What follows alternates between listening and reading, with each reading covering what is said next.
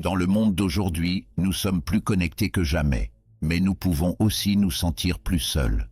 La technologie, les médias sociaux et le rythme rapide de la vie quotidienne peuvent nous éloigner de l'interaction humaine réelle, nous laissant nous sentir isolés dans une pièce bondée. Mais que se passerait-il s'il y avait un moyen de trouver un équilibre dans le chaos, un moyen de rester calme dans la tempête de notre vie quotidienne? Bienvenue dans le stoïcisme, une philosophie ancienne qui est plus pertinente aujourd'hui que jamais. Il nous enseigne la résilience, l'intelligence émotionnelle et le pouvoir de la perspective. Dans cette vidéo, nous explorerons comment le stoïcisme peut nous aider à mener une vie plus épanouie et plus paisible, en fournissant des outils pratiques pour naviguer dans notre monde complexe, avec sagesse et sérénité. Les gens passent beaucoup de temps sur les réseaux sociaux et les ordinateurs, mais sommes-nous vraiment en contact avec les gens qui nous entourent? La qualité de nos relations doit être réexaminée. La clé pour attirer des relations de qualité sera explorée dans cette vidéo. Découvrez comment la philosophie stoïcienne peut nous aider à changer nos normes, à contourner les problèmes du présent et à choisir un partenaire de vie. Nous parlerons de l'amour qui n'est pas basé sur la romance. Il n'est pas vrai que les gens tombent amoureux au premier regard, comme le montrent les histoires d'amour. Le véritable amour va plus loin et a besoin de soins et de travail tout le temps. Sortons ces idées de l'obscurité et découvrons comment le véritable amour grandit et se renforce avec le temps. L'amour véritable se développe à un niveau plus profond. Dans le monde d'aujourd'hui, l'idée du coup de foudre est partout. Les histoires romantiques et les films le montrent souvent. Il est important de comprendre cependant que cette représentation rapide est plus un mythe qu'une vérité. L'amour véritable, celui qui crée des relations durables et de haute qualité, doit être entretenu au fil du temps, comme une plante qui a besoin d'être arrosée et d'avoir de l'attention, de la lumière et d'être protégée. L'amour a besoin de travail, de loyauté, de patience et d'engagement tout le temps. C'est un voyage qui nécessite une confiance et une loyauté inébranlables qui ne s'apprennent pas du jour au lendemain. Considérez une relation comme un jardin. Il doit être planté avec les graines de la compréhension, de la conversation et de l'empathie afin de grandir et de porter du fruit. Ces graines doivent être arrosées régulièrement avec engagement, respect et soutien mental. L'amour commence à grandir et à se renforcer avec le temps, construisant des racines solides qui peuvent résister aux intempéries. Mais comme dans tout jardin, il peut y avoir des périodes de sécheresse en cours de route. Ce sont des moments où les problèmes, les erreurs et les différences mettent à l'épreuve la relation. Il est important de se rappeler que le véritable amour est résilient et peut traverser les moments difficiles avec de la patience et de la compréhension de la part des deux partenaires. Comprendre que l'amour n'est pas quelque chose que l'on découvre d'un seul coup, mais plutôt un voyage de croissance, de construction et de maturité, est le premier point fondamental pour attirer des relations de qualité. La valeur, le travail acharné, la loyauté et la confiance. Ces éléments font d'une relation quelque chose de vraiment spécial et durable. Afin d'établir des relations de qualité, il est important de comprendre comment fonctionnent les sentiments. Il est très important d'apprendre à comprendre et à séparer les sentiments. La plupart du temps, nous confondons le véritable amour avec l'obsession ou le désir sexuel de courte durée, ce qui conduit à de mauvaises relations qui peuvent laisser de profondes cicatrices dans nos vies. Comprendre les sentiments est une partie cruciale de cette quête. Pour commencer, il est important de faire la différence entre l'amour et la dépendance.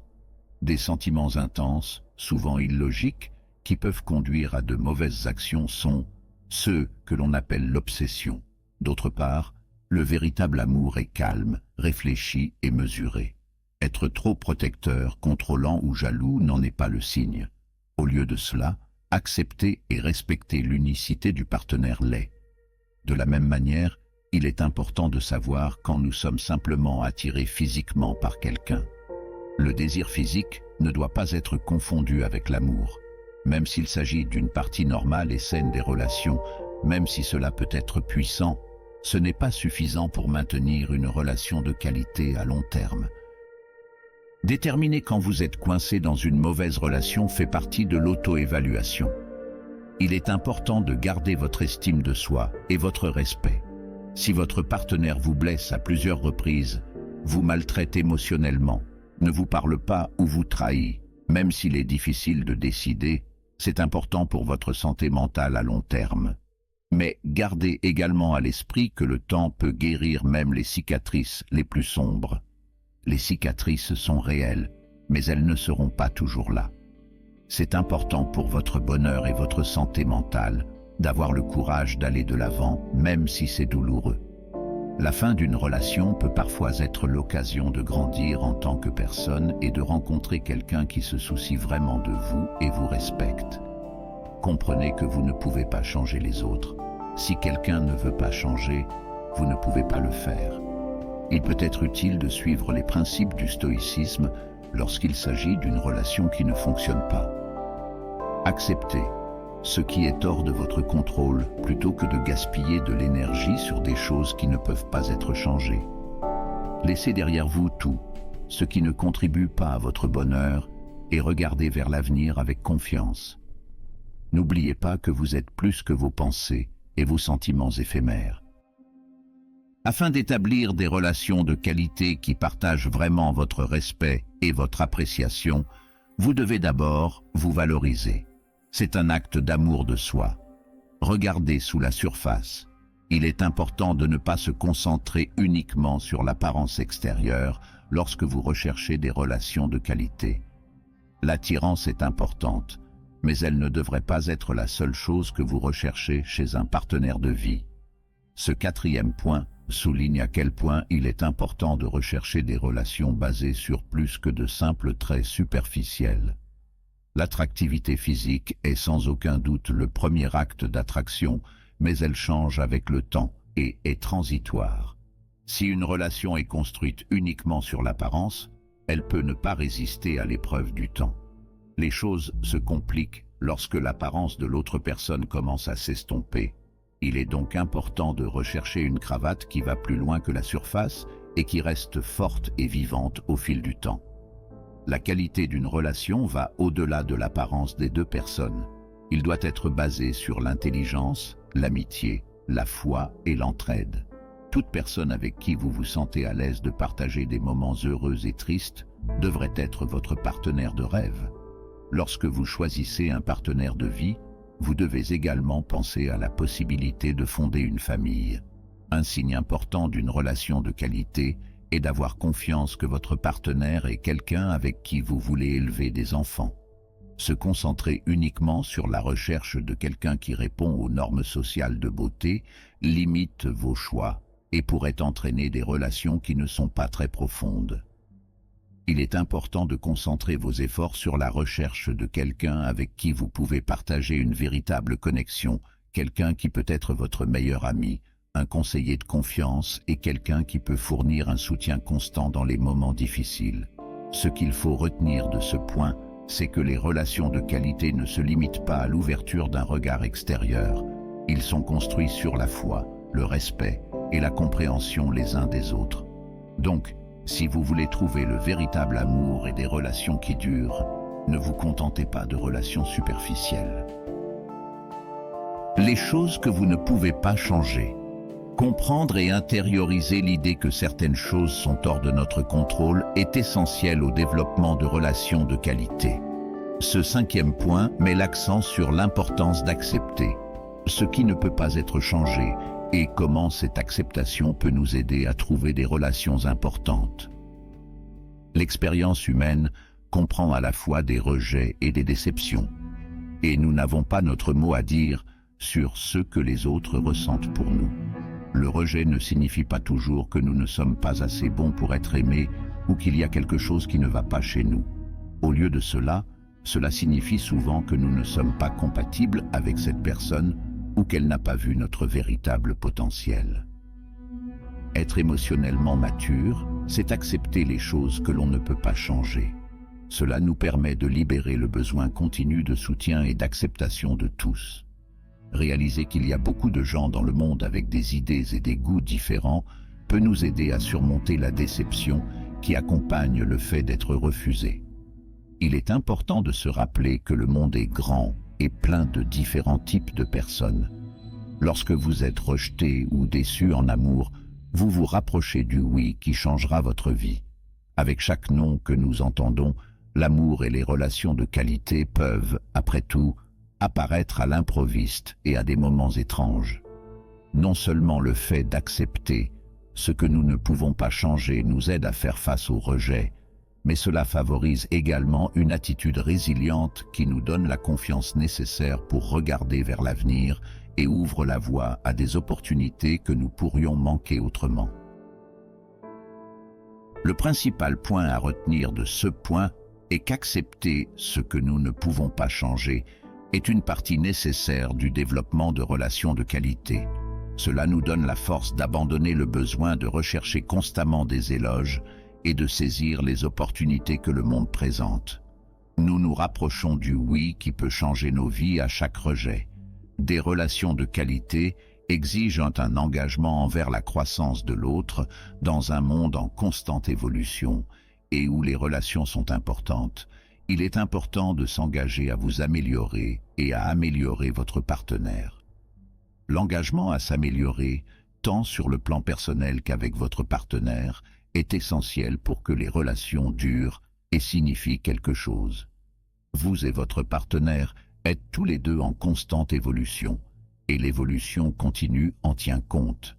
Au fur et à mesure que les gens traversent la vie, ils traversent tous des changements. Il est important de s'aider mutuellement à grandir et d'être ouvert aux changements qui se produisent au fil du temps. Une conversation claire et honnête, la construction d'une base solide pour la relation, implique de comprendre les besoins de chacun et de travailler ensemble pour résoudre les défis. Une communication ouverte sur les objectifs, les ambitions, les difficultés et les préoccupations est cruciale. Donner à votre partenaire du soutien et de la motivation signifie toujours être là pour lui dans ses objectifs et ses efforts, l'aider à grandir en tant qu'individu et être là pour lui lorsque les choses deviennent difficiles. Lorsque deux personnes acceptent et respectent les choix et les valeurs de l'autre, elles pratiquent l'acceptation et le respect. Gardez à l'esprit que la compréhension et l'acceptation des différences sont la base d'une relation de qualité. Fixer des objectifs et des cibles pour la relation fait partie d'une croissance partagée. Qu'il s'agisse d'un objectif professionnel, d'un objectif familial ou de tout autre objectif que tout le monde partage, travailler ensemble pour atteindre ces objectifs renforce la relation entre les partenaires. Il est important de se donner mutuellement la possibilité de grandir tout en s'engageant à une croissance commune. Chaque personne devrait continuer à grandir par elle-même et être prêt à apprendre des problèmes et des erreurs fait partie de l'apprentissage continu. La croissance ne se produit pas toujours en ligne droite, et les problèmes peuvent être une chance d'apprendre et de renforcer la relation. Ce point souligne l'importance de la loyauté envers sa propre croissance et celle de son partenaire dans des relations de qualité. Faire la promesse de s'aider mutuellement à grandir améliore le lien et permet de faire face plus facilement aux difficultés de la vie, ce qui rend la relation plus durable et plus importante. L'idée que l'amour est avant tout un choix conscient dans des relations de qualité sera abordée dans le 7e point. Il remet en question l'idée que l'amour peut se produire comme par magie et tout de suite, comme on l'idéalise souvent. Au lieu de cela, il souligne à quel point il est important de choisir consciemment d'aimer et de prendre soin de la relation. Comprendre que l'amour est plus qu'un simple sentiment, mais un choix délibéré fait partie d'un choix délibéré. Cela signifie faire le choix chaque jour d'aimer, de respecter et de soutenir votre partenaire quoi qu'il arrive.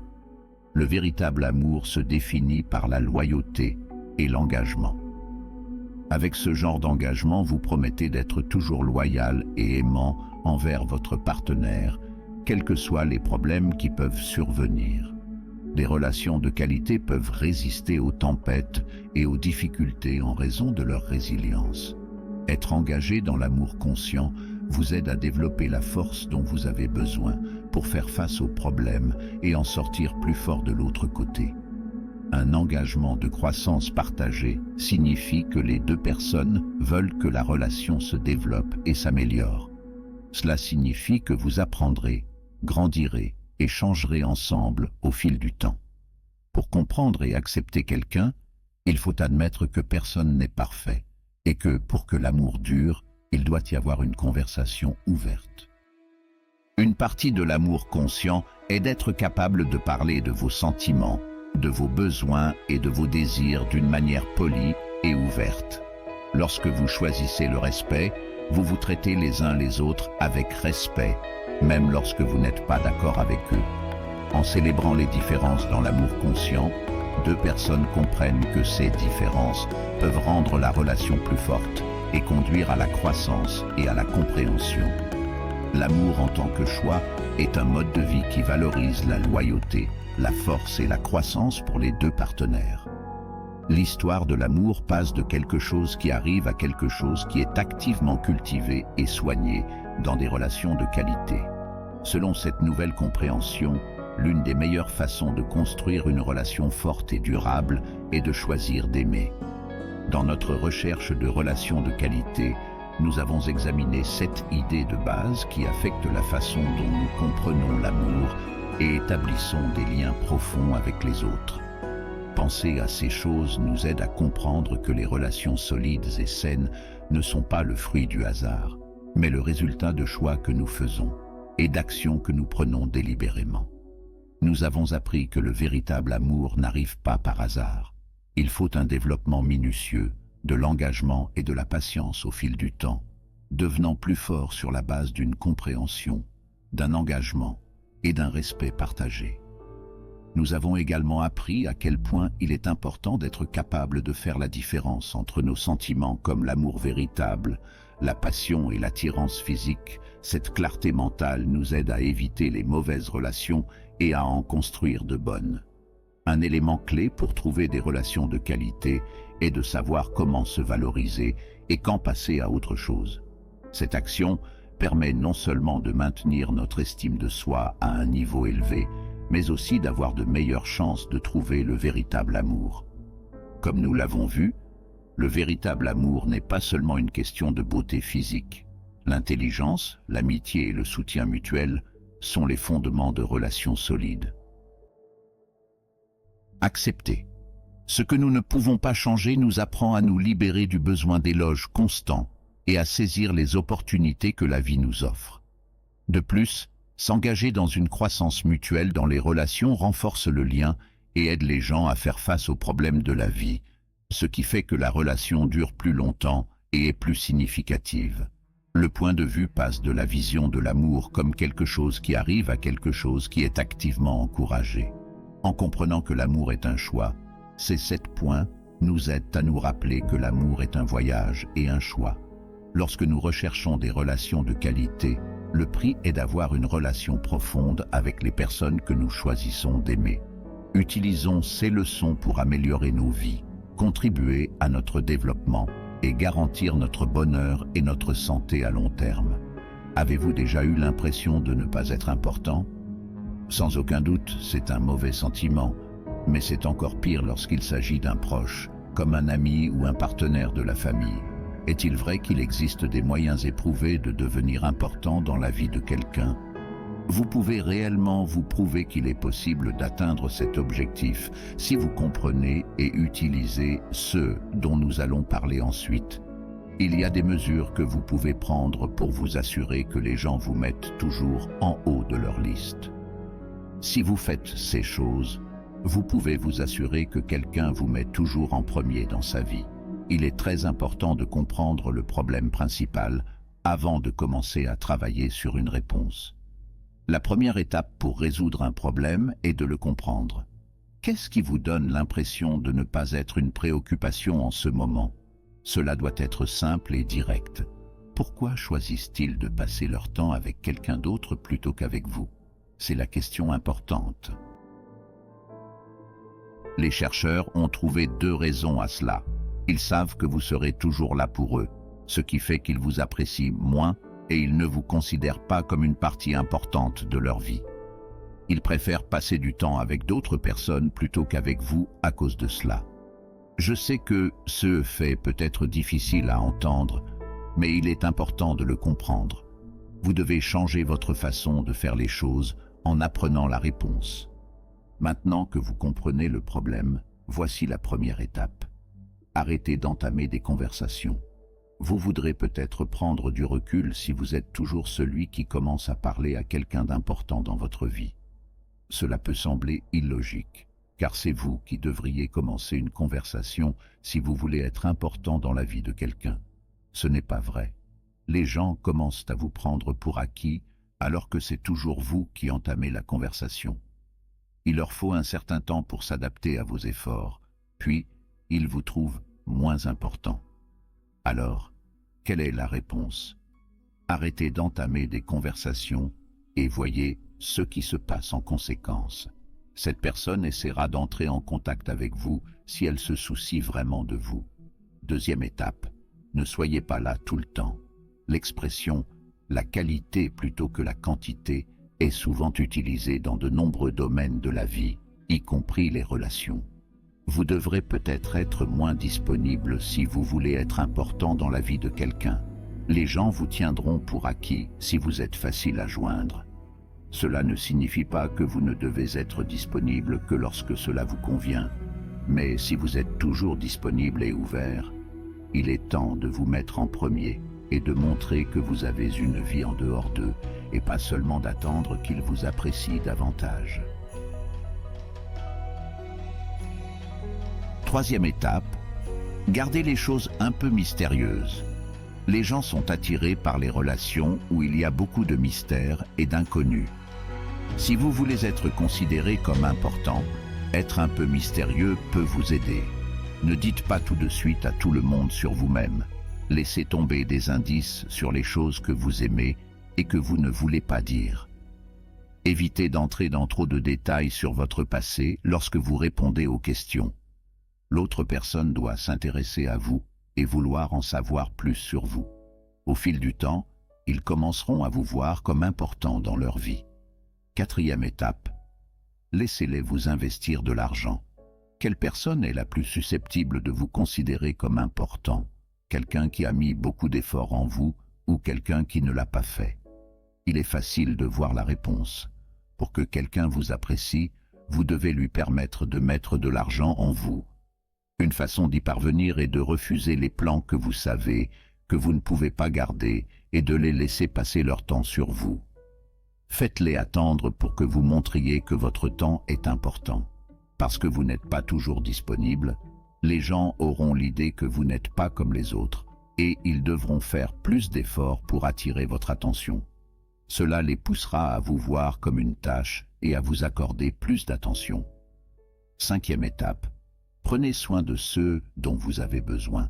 Cela ne signifie pas être égoïste, mais cela signifie s'assurer que vous ne vous mettez pas dans un endroit où vous n'êtes pas important. Par exemple, si vous savez que quelqu'un ne se soucie pas de vous et ne vous traitera pas comme vous le méritez, passez du temps avec des personnes qui le méritent. Rappelez-vous que vous n'avez aucun pouvoir sur ce que les autres ressentent pour vous, seulement sur ce que vous ressentez pour vous-même. Être important dans la vie de quelqu'un d'autre signifie que vous êtes d'abord important pour vous-même. Sixième étape, ne faites pas de vous la chose la plus importante dans leur vie. Saviez-vous que les gens agissent souvent d'une manière qui les empêche d'obtenir ce qu'ils veulent? C'est vrai, quelque chose a plus de valeur pour quelqu'un s'il a l'impression qu'il doit travailler dur pour l'obtenir. Vous n'avez pas tellement besoin de leur attention. Cela les incitera à vous apprécier davantage. Septième étape, faites en sorte que les gens aient peur de vous perdre. L'un des moyens les plus efficaces d'amener quelqu'un à vous faire passer en premier est de manipuler ses émotions. Les gens sont souvent plus motivés par l'idée de perdre quelque chose que par la chance de l'obtenir. Faites en sorte que quelqu'un ait peur de perdre votre entreprise. Si vous voulez qu'il vous voie comme important, passez plus de temps avec d'autres personnes et moins de temps avec elles. Éloignez-vous mentalement d'eux et sentez-vous moins connecté à eux. Ils se sentiront moins importants pour vous en conséquence. Cette tactique est efficace, mais doit être utilisée avec prudence, car ils peuvent essayer de vous reconquérir si vous gardez trop de distance. 8e étape. Faites en sorte que votre propre bonheur se produise. Vous devez faire votre propre bonheur et ne pas compter sur les autres pour vous rendre heureux. Si vous voulez être important dans la vie de quelqu'un, c'est formidable d'avoir quelqu'un sur qui vous pouvez compter et qui vous fait vous sentir bien. Mais mettre votre bonheur entre leurs mains peut conduire à des déceptions. Lorsque nous comptons sur les autres pour nous rendre heureux, nous ne vivons pas vraiment notre vie selon nos propres plans et objectifs. Cela pourrait mettre les gens en colère. Créer votre propre bonheur est important si vous voulez être important dans la vie de quelqu'un d'autre. Les gens vous trouveront plus belle parce que vous aurez l'air plus équilibré et sûr de vous. Cela vous rendra également heureux à long terme. 9e étape. Soyez prêt à partir. Vous devez franchir cette étape si vous voulez être important dans la vie de quelqu'un. Cela peut être effrayant, mais vous pouvez envoyer le message que vous ne vous contenterez pas de moins que ce que vous méritez, en montrant que vous n'avez pas peur de partir s'il ne s'intéresse pas à vous. La bonne personne vous fera facilement passer en premier et s'efforcera de vous garder dans sa vie. Le stoïcisme est un outil utile qui vous apprend à développer vos compétences et à avoir le courage de vivre votre vie comme vous l'avez toujours désiré. Zénon de Cydiomes a inventé le stoïcisme 300 ans avant Jésus-Christ et il a été une source d'inspiration pour beaucoup. Le stoïcisme nous apprend à faire face à nos peurs et à améliorer notre estime de soi, notre sécurité et notre confiance. Ne doutez pas de vous-même. La peur de ne pas se sentir capable d'essayer quelque chose de nouveau caractérise les vies ordinaires. Épictète, né esclave, avait très peu de chances de devenir l'un des leaders et penseurs stoïciens les plus célèbres. Même s'il était un esclave parmi les fils des hommes les plus riches de son temps, il croyait en sa capacité à ajouter de la valeur. Beaucoup d'entre nous ont l'impression que la confiance est quelque chose avec laquelle nous sommes nés, mais ce n'est pas vrai.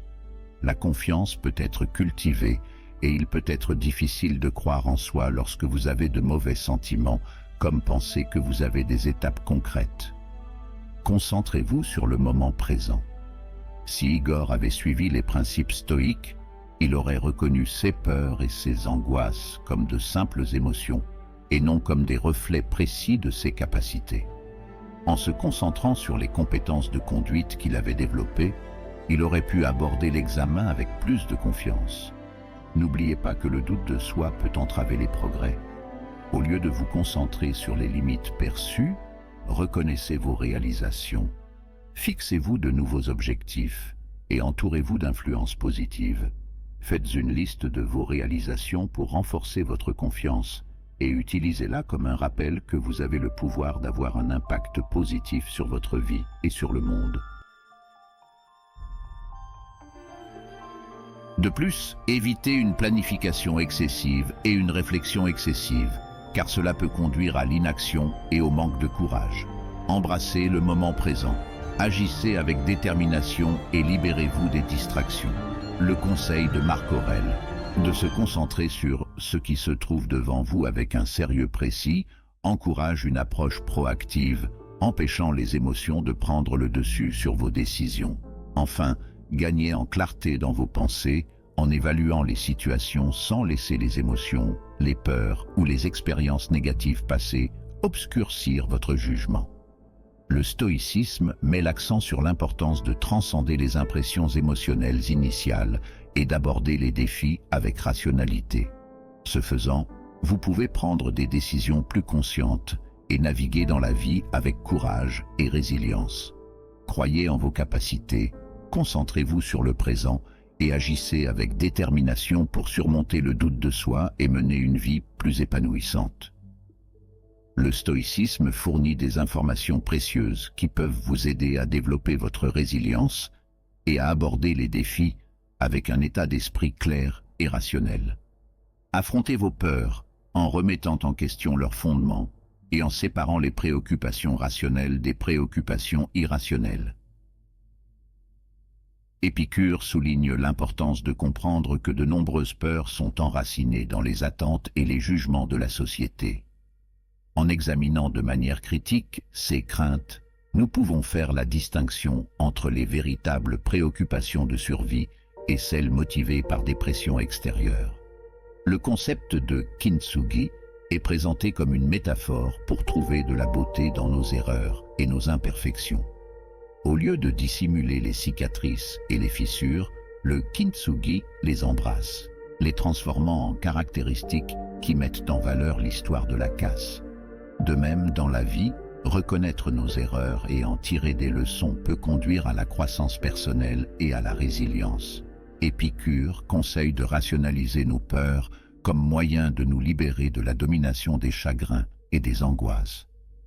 Il nous met au défi de reconnaître que de nombreuses peurs découlent de désirs et d'attentes sociétales, nous exhortant à remettre en question le véritable fondement de nos peurs. En étudiant la philosophie, Épicure suggère que les individus peuvent élever leur conscience et acquérir des connaissances sur la façon de faire face aux peurs, à la fois rationnelles et irrationnelles. Les principes stoïciens discutés dans cette section encouragent à chercher des solutions au lieu de blâmer les autres, à assumer la responsabilité de nos actes, à trouver de la beauté dans les erreurs, à rationaliser nos peurs et à remettre en question les attentes de la société. En appliquant ces principes, les individus peuvent cultiver la résilience, la conscience de soi et une approche plus équilibrée pour relever les défis de la vie. Lorsque vous avez affaire à des personnes qui présentent des tendances manipulatrices, il est crucial d'être prudent et observateur. Le premier type de personne à aborder avec prudence est celui qui est trop compétitif. Bien qu'une saine compétition puisse être motivante, une compétitivité excessive peut conduire à des dynamiques toxiques dans les relations. Les personnes qui sont trop compétitives peuvent donner la priorité à la victoire plutôt qu'au bien-être des autres, et leurs actions peuvent avoir un impact négatif sur l'harmonie des relations. Le deuxième type de personne dont il faut se méfier est celui qui évite ses responsabilités. Les personnes qui se soustraient constamment à la responsabilité de leurs actes peuvent manquer de responsabilité et ne pas être des partenaires ou des amis dignes de confiance.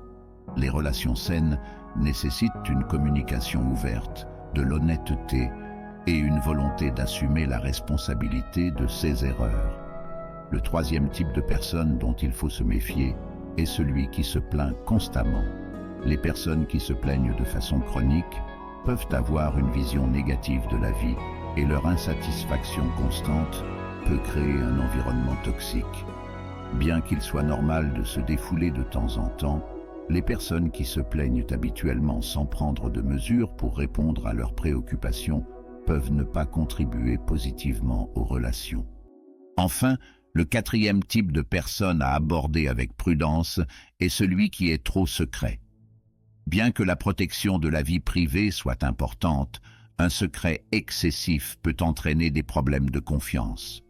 Les personnes qui gardent des aspects importants de leur vie cachés peuvent cacher des informations importantes, et ce manque de transparence peut entraver le développement de la confiance dans les relations.